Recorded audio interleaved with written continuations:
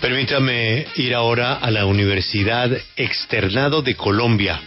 Nos vamos con el reconocidísimo jurista, profesor Darío Bassani, nos atiende a esta hora. Profesor Bassani, buenos días. Muy buenos días, Julio, a usted, a sus compañeros de mesa y por supuesto a todos los oyentes.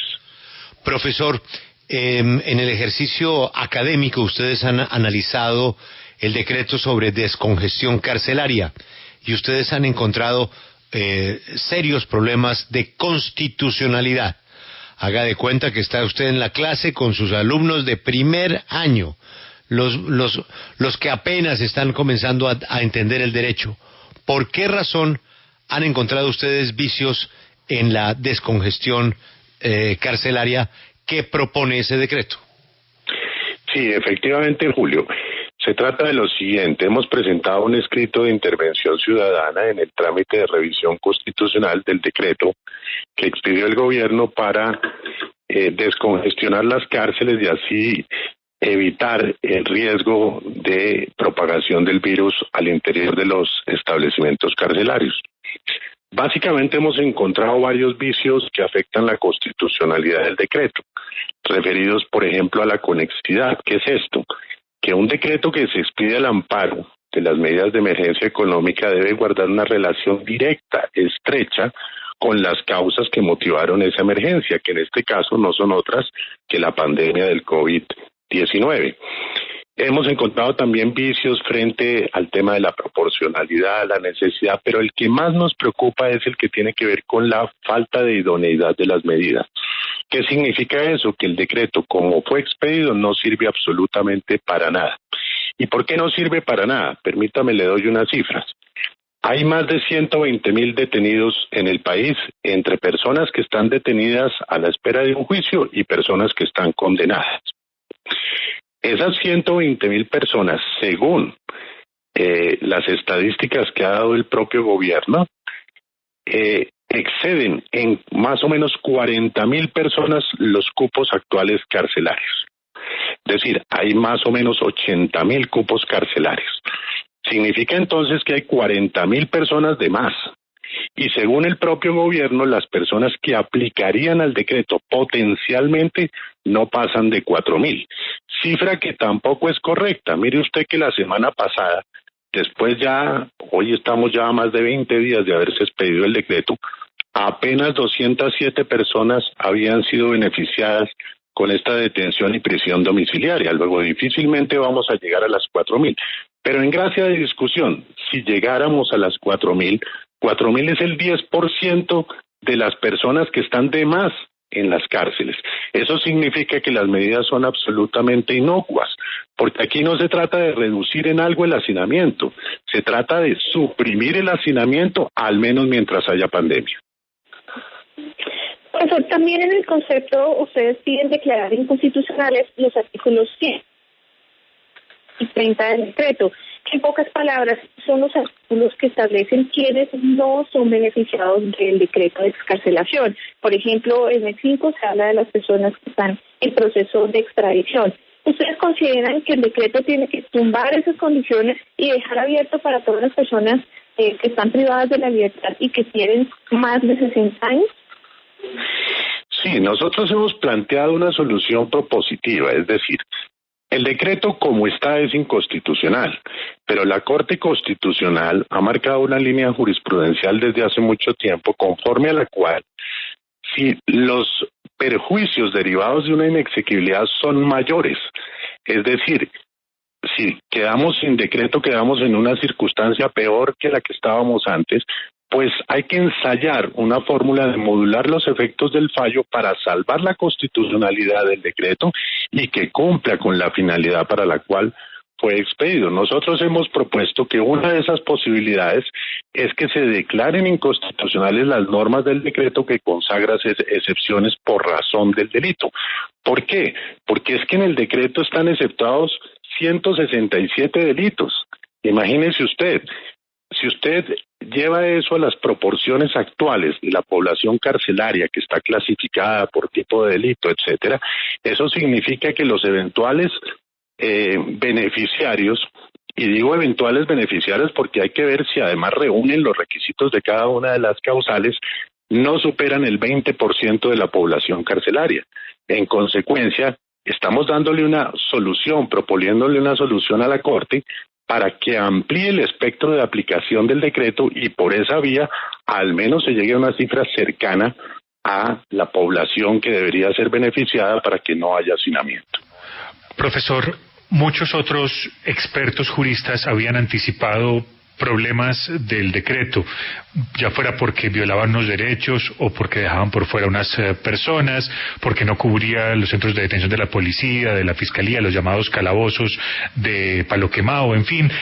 No digo que su análisis no tenga novedad, por supuesto que sí, pero insisto que otros juristas ya habían anticipado problemas. Eso podría pasar, que hubiera problemas de inconstitucionalidad con otro ministerio, pero ¿cómo se entiende que en el Ministerio de Justicia emitan decretos o promuevan decretos, pasen para la firma decretos que sean inconstitucionales? Este no es un animal que se muerde la cola, o sea, es el Ministerio de Justicia, insisto, filosóficamente y en términos de derecho no es muy grave que la propia gente del ministerio y la ministra que viene de la rama emita un decreto que es inconstitucional. Sí, la verdad es inexplicable, pero es más inexplicable todavía que las cifras que se tienen en cuenta para hacer los cálculos y expedir el decreto estén también equivocadas. Yo les he dicho que partiendo en gracia de discusión que la cifra de la que habló el gobierno, es decir, esos 4.000 internos que se beneficiarían, sería insuficiente frente a los 40.000 demás. Pero es que la cifra de los 4.000 también está mal calculada. Permítame una reflexión. Las cifras oficiales hablan de un 54% de sobrepoblación carcelaria. Mire cómo sacan las cifras. Cogen cada establecimiento carcelario, miran los cupos y la cantidad de internos que hay.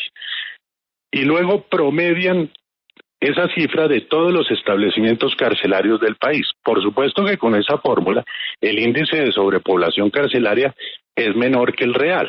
Tome usted un ejemplo que está citado en nuestro escrito de intervención. La cárcel de San Vicente del Chucurí.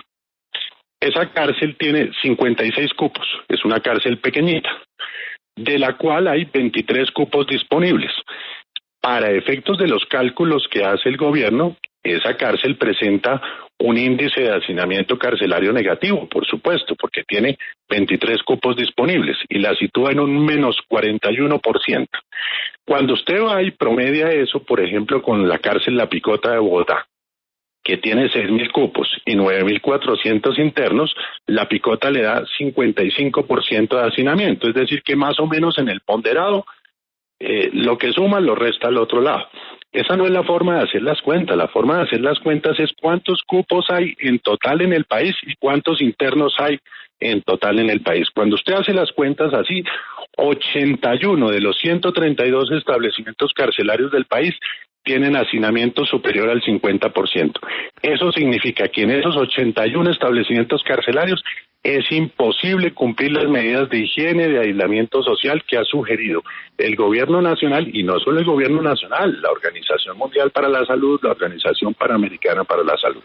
Óigame, profesor Bassani, es que es muy delicado lo que estamos comentando, porque en este no es un problema, dijéramos, muy grave que se nos está pasando por entre las piernas. No. Es que es más que grave. Por consiguiente, este osazo, lo que más grave ha producido, desde mi punto de vista, es la expectativa que se creó en la población carcelaria. Porque entre el anuncio y el decreto se creó un entusiasmo que naturalmente produce el efecto más peligroso del que ya tenía el hacinamiento. Claro, efectivamente.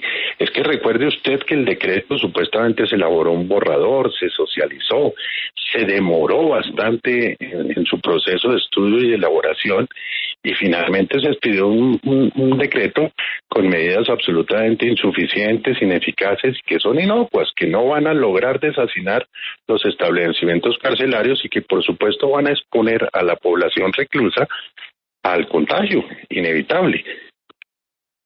Doctor Bassani, pero otra preocupación que hay es qué va a pasar cuando se caiga ese decreto con la población carcelaria. Incluso se habla ya de demandas millonarias para el Estado si llega a fallecer algún interno contagiado por COVID-19. Yo creo que se pueden empezar con soluciones. Una solución es proponerle a la Corte, como le digo, que declare una constitucionalidad condicionada, que module los efectos del fallo y que le dé mayor amplitud y cobertura al decreto, pero no es la única. Yo creo que estamos en mora de que el Ministerio de Justicia, quien maneja los criterios rectores y coordina la política criminal del país en conjunto con los jueces, con los fiscales, el señor fiscal general ha dicho que está muy interesado en el tema, se sienten a examinar las soluciones que no necesitan decreto. Es que yo creo que estamos aplicando mal la ley penal en Colombia. Aquí ya a nadie le volvieron a imputar un delito. Aquí a las personas les imputan 4 o 5 o 6 delitos por una misma conducta para ver si de esa forma se atemorizan y terminan negociando o aceptando cargos. Esa no es la forma de administrar justicia. Aquí a todo el mundo le piden medida de aseguramiento de detención. Mire que de esa cifra, más de 36,000 personas son personas investigadas o juzgadas que todavía no tienen sentencia condenatoria y están recluidas en establecimientos carcelarios. ¿Qué problema hay en darle la sustitución de esa medida, mandar a esas personas a la casa, al menos mientras se les investiga y se les juzga, y no ponerlos a pagar una pena anticipada como ya se volvió costumbre en Colombia? Pues muy interesante, y como Alberto quedó muy preocupado por el futuro de ese decreto ante estas observaciones de la academia. Profesor Bassani, desde el externado, muchas gracias por atendernos. Una feliz mañana. A ustedes muy gentiles como siempre. Darío Bassani. Ay, Dios mío, Alberto. Imagínese ahorita lo que le falta al coronavirus. Lo que le falta al coronavirus. Semejante explicación jurídica del profesor Bassani. Julio.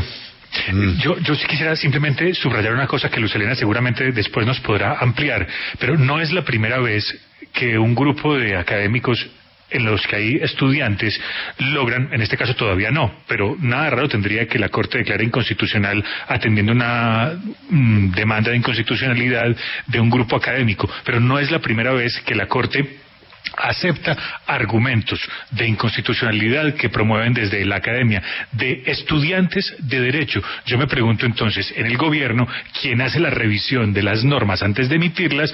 Porque si unos estudiantes que están en pleno proceso de formación logran ver esos vicios y planteárselos a la Corte, ¿cómo es que en el Estado, que se supone que tienen expertos, no los ven?